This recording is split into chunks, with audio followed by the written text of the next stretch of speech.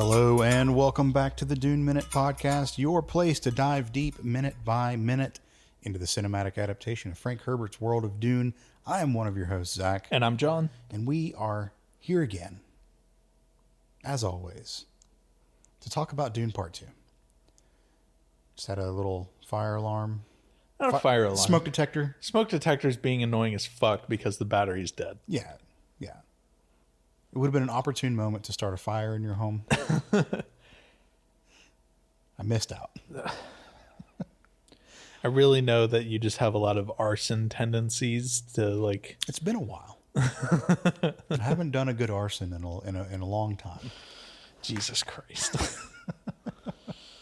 No, I'm kidding. No, that is settled. We have new batteries installed, and we are good to go. No beeping involved. No beeping involved. So we are here to pick up right where we left off, minute 128 through 129. On our mid-sentence, mid-word, very rude cutoff. Reverend Mothman? Question mark? No, John. Of course it was Reverend Mother. Of course. You silly idiot. You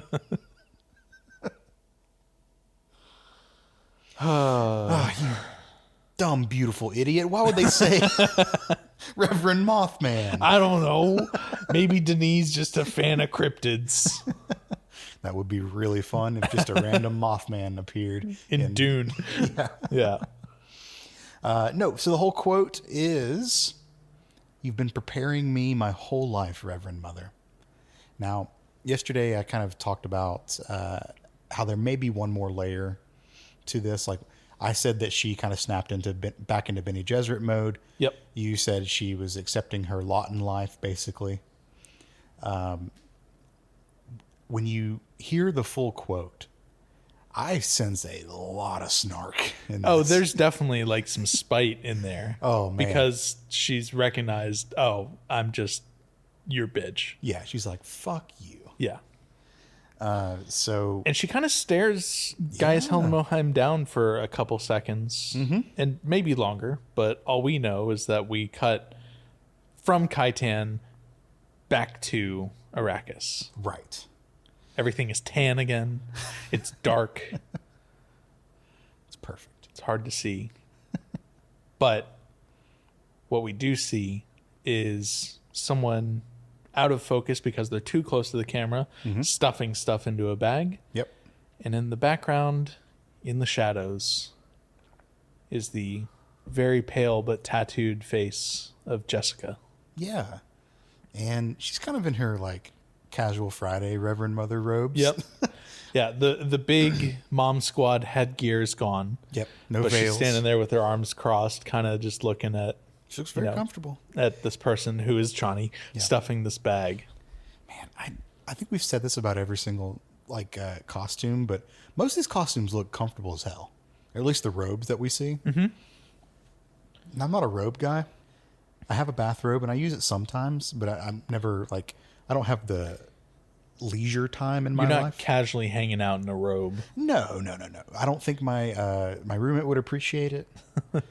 Nor do I ever have time after a shower to just lounge in a robe. That's fair. I'm always doing something after the shower. But all of these robes, man, they look comfortable as hell. Yeah. Yeah, big cloths generally are for the most part, or they're just itchy as hell. Yeah, it could be. Yeah, could be. Though I imagine desert cloth is probably pretty light to. It's got to be a linen, right? Yeah, it's got to be a linen. Maybe. I'm not entirely familiar with the textile sciences of Arrakis. I'm sorry. Listeners, if you are, let us know. First of all, why? Secondly. Let us know. I think it's got to be some kind of linen. Yeah. But regardless of the material, Chani is throwing clothes in this bag. Mm-hmm. She's throwing all sorts of stuff in here, packing with haste. As you do. And Jessica says, "You're heading north with the others?" Now, Chani is still pissed. Yeah. I mean... She's still so pissed. Like, I think we said when we were talking with Martin, like the demeanor that Chani had kind of at the end of the Water of Life scene where she slapped Paul and walked out. Where she smacked the fuck out of Paul. Right. Yeah. That is going to be her demeanor for the rest of the movie. For the most part. With one exception, yes. Okay. So just seething, she says, I'm Fedaykin. I follow my leaders. If fighting goes north, I go north.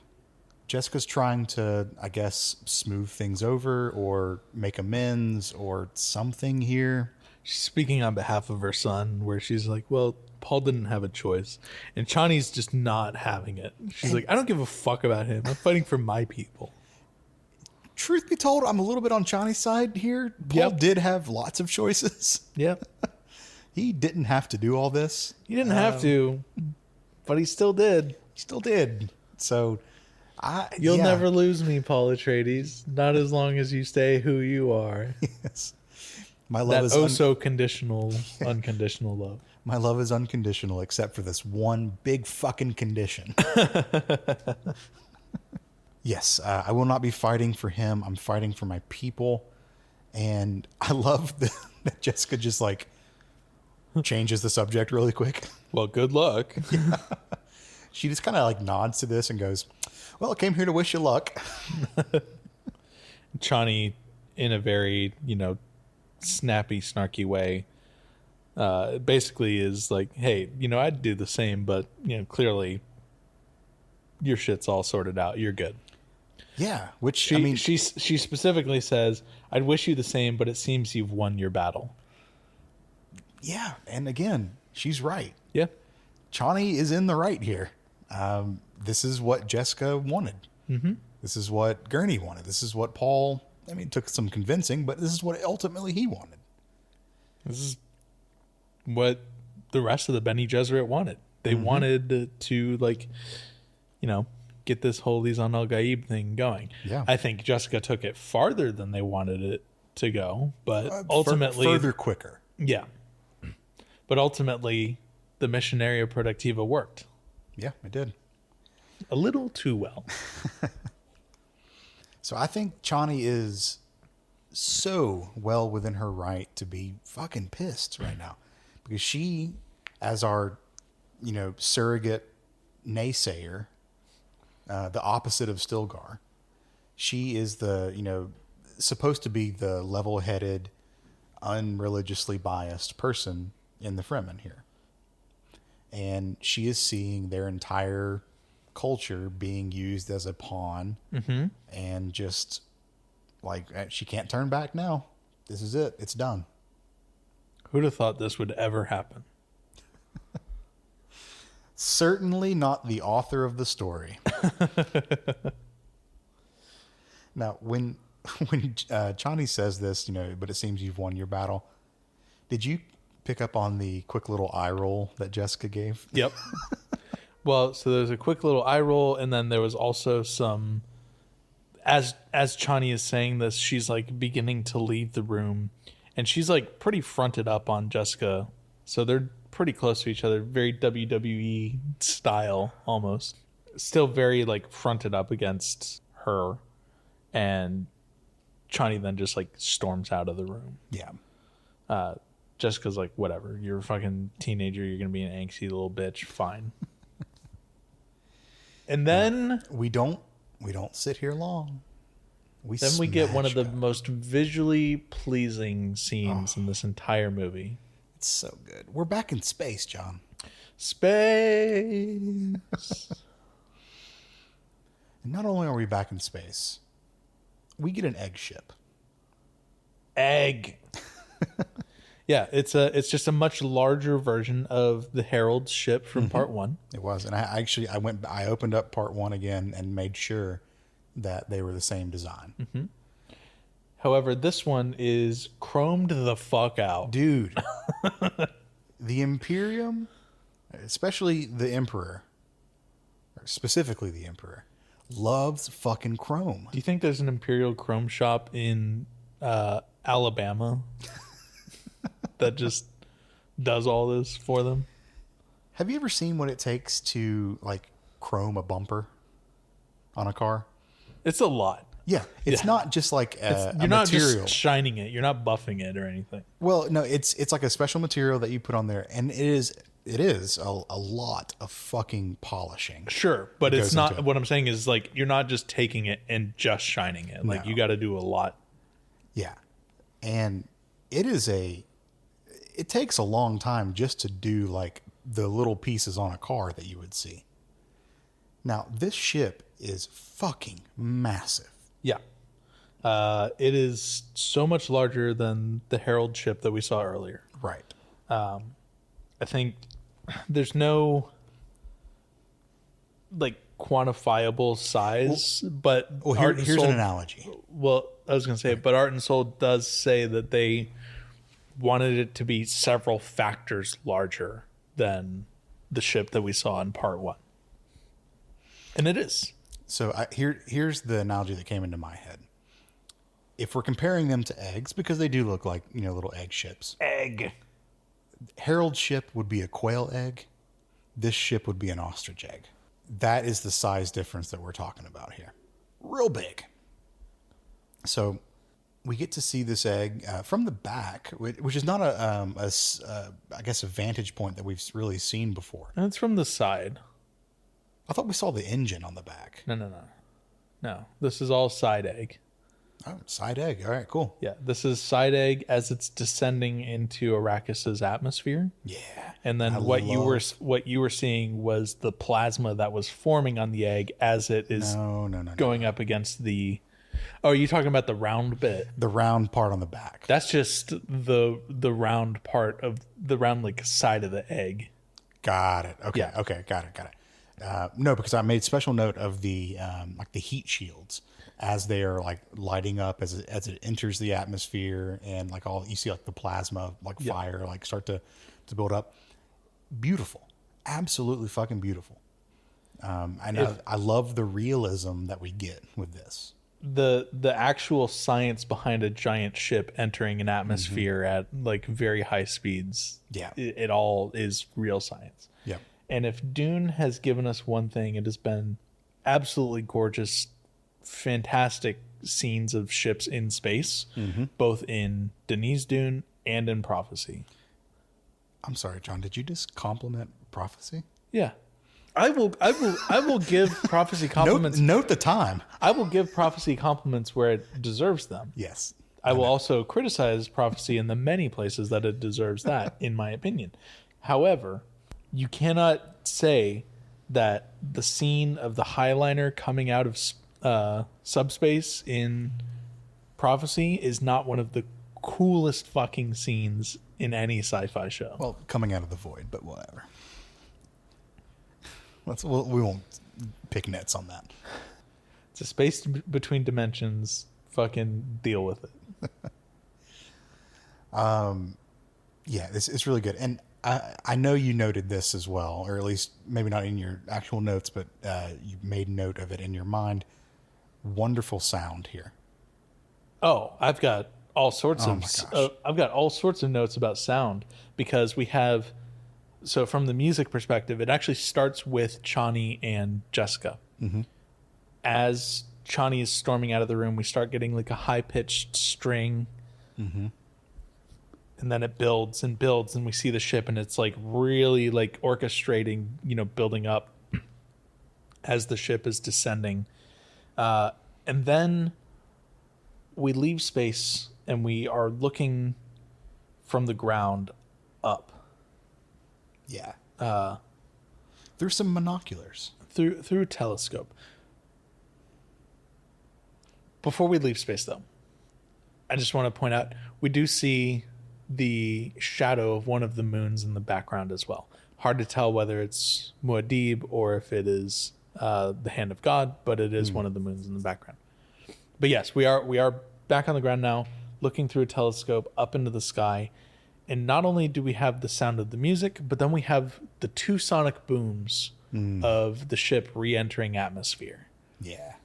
And we see this giant ship just like floating in the sky, as it's slowly descending down to the planet. A very nice controlled descent, I must say. As someone who is struggling that with their own personal landings, this one was real nice. Just be better, dude. Hey, that's why we practice. And we hear Gurney say that the Emperor took the bait. Now, pause on this line just for a second. I heard a lot more of Josh Brolin's accent in this. Yep. Almost sounded a little Llewellyn Moss. Yeah, okay, so I was going to say either it was his No Country for Old Men accent or his Men in Black 3 accent, if you remember that. I don't. They're very similar, where he's just playing a young Tommy Lee Jones, which is a West Texas accent. Is he in Men in Black 3? Yeah, he plays the young K. If I'm wrong on this, I'm going to be so upset. I'm almost certain he is. I also didn't watch Men in Black 3. It's pretty good, honestly. Oh, he for sure is. Yeah, he is. Okay. Yeah, I mean, I guess if there's any actor you're going to have play a younger version of Tommy Lee Jones, it is going to be Josh Brolin. Yeah. And Tommy Lee Jones historically has a West Texas accent, which is what they were doing in No Country for Old Men. So it all makes sense. Spoilers, it takes place in West Texas. Yeah. Who would have thought? But when he said this line, I was like, oh man, he went full into his own accent. He took the bite. He took the bite. Took the bite. Yep. Paul is also with Gurney at this point, and he's, also looking up at the ship, but then he shifts his attention off towards the horizon. Mm-hmm. We'd see this just massive dust storm. Yeah. And we end the minute with Paul saying, well, the Emperor is very obliging. Obliging. I love that.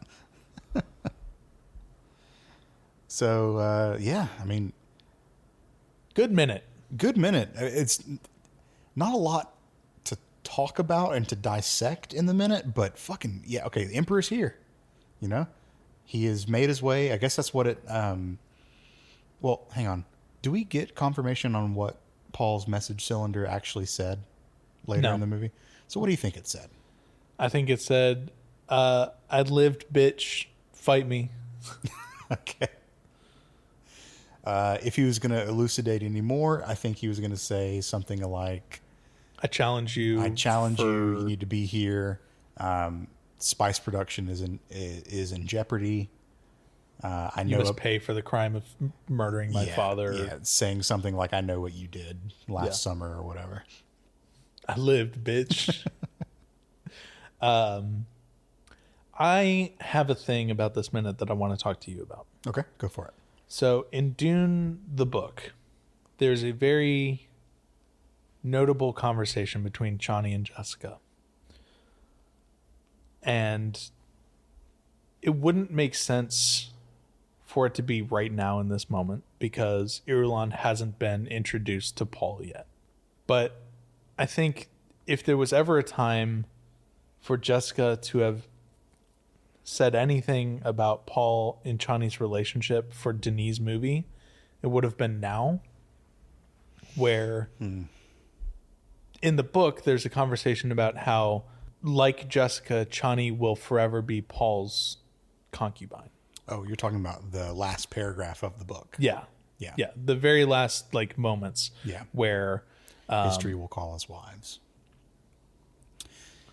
The very last quote and last 2 or 3 sentences to the book is from Jessica to Chani. Think on it, Chani.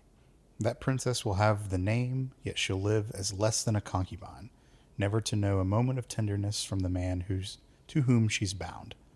We, Chani, we who carry the name of concubine, history will call us wives. Okay. I feel like with how this movie ends and how we go from the fight right to leading off to galactic jihad. Right. There's no real time for that conversation between Chani and Jessica. Whereas in this moment, it wouldn't have been, it didn't need to be verbatim, obviously, because Paul hasn't said that he will, take Irulan's hand, but they could have done something to say, yes, Paul's on this track, but I promise you that he's still like, you are still everything to him, or something to that effect. I don't want to get into this right now. Okay. Because I think you're right. But I want this conversation to happen at the end of the movie. That's fine. All I'm saying is that to me, we just missed the opportunity. Yes. This was the moment where it should have been. In this movie, I think you're right. Yes. But I will have a lot more to say about that once we actually get introduced to the dynamic with Irulan and Paul and Chani and everything. Sure. But yeah, I agree with you. This would have been the moment as the story is unfolding as we know it to say that. Yep. But clearly we didn't get it. But we don't. We're going to go with what we've been given in the movie and move on from there. Yeah. The Emperor is very obliging, and our minute ends looking at a dust storm. Yes, it does. And what a dust storm it is. We'll find out what kind of a dust storm on tomorrow's episode. Hey, look at that. Perfect. Perfect segue to tomorrow. That was my only beef or moment here. Yeah. I will say, I don't have any confirmation in any of the behind the scenes moments, but this room looks oddly familiar in that it looks like it's the same set piece room that they had very early in the movie when after Jessica had been informed that Paul had ridden Shai Hulud, where she was kind of off on her own, talking to Alia, pacing back and forth. Interesting. It would okay. So if it was the same room as maybe just shot from the other direction, Yeah. Okay, that makes sense.